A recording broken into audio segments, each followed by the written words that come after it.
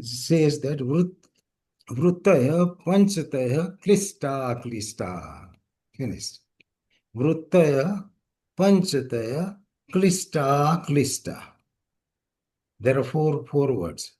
So Klista, and then there are two words, Klista and Aklista.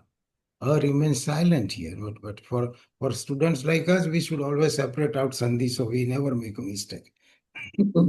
So Vrutaya five types. Klista, aklista.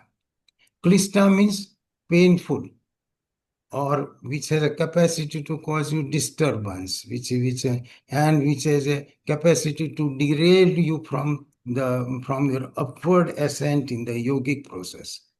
So klista, the word comes from kalesha. Means kalesh word comes from that also. Klista means irritating, disturbing, uh, painful thought or painful vritti. Aklista, putting the prefix a in front of it, it causes, it comes opposite type. That means aklista means not painful. So painful thought disturbances and not painful disturbances.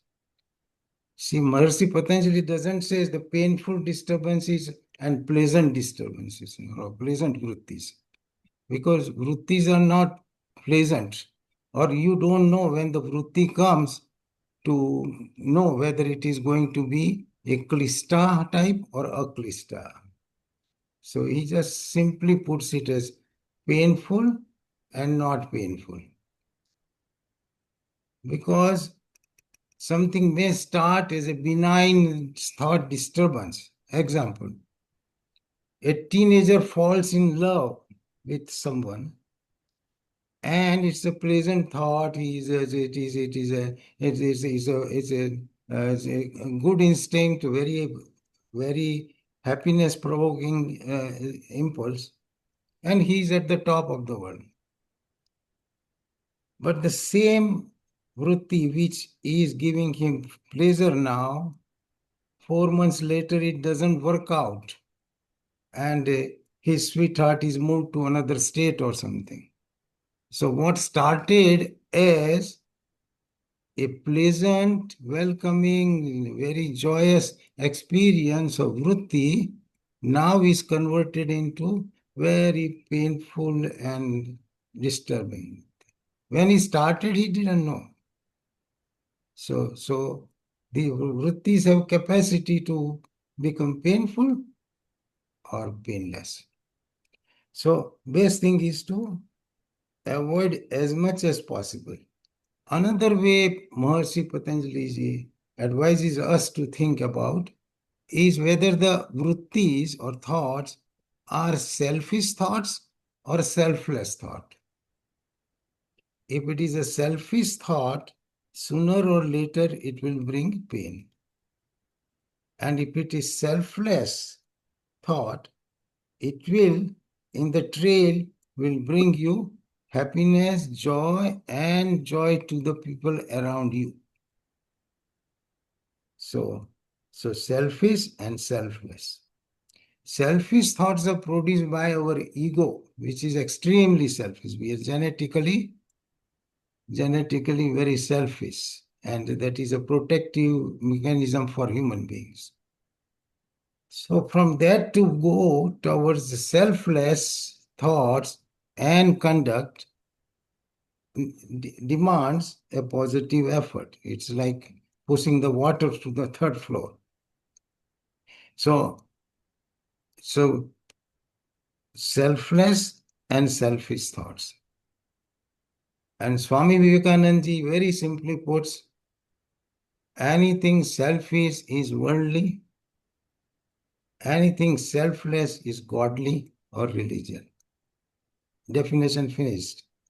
All religions, all exercises, all our effort is to convert ourselves from being selfish to selfless.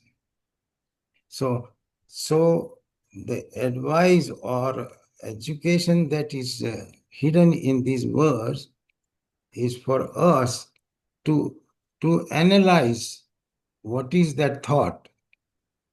So instead of acting only on sensory impulses or emotional way, let it be analyzed by your intellect. Who does that? Intellect does that. So anything we do must go through that process and pass through the intellect. Then you are less likely to make mistake and get disturbed. Only provoked by senses and sensory goals will spiral you downwards. So the Lord Krishna explains in Bhagavad Gita.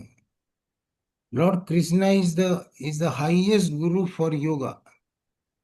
That's why he's called Yogeshwara, Lord of Yoga, Ishvara of Yoga, Yogeshwara. That's another name of Lord. There are two Yogeshwaras. One is Lord Krishna and other one is Lord Mahadev, Shiva. Both guides us towards this goal through the different path. Lord Krishna guides us through Buddhi Yoga, intellect, Buddhi Yoga, using your Buddhi, refining your Buddhi. Lord Shiva directs us by Hatha Yoga. One works in the middle of millions in the day-to-day life. And the other one is, roaming in the Kailas, in the solitude. But the goal and guidance of both are towards that. So later on, we will do details of Hatha Yoga also. So whole Bhagavad Gita is about Lord's teaching on Buddhi Yoga. Or every chapter is yoga. So Lord says that he explains what is this sthit pragna. Here in this scripture, we use the word sthit pragna for the yogi. Sthit pragna means whose intellect is steady. Man of steady wisdom is called sthit pragna. And it's a beautiful chapter. We have done that. We'll have to touch, and we will touch to those verses. And in that, Lord says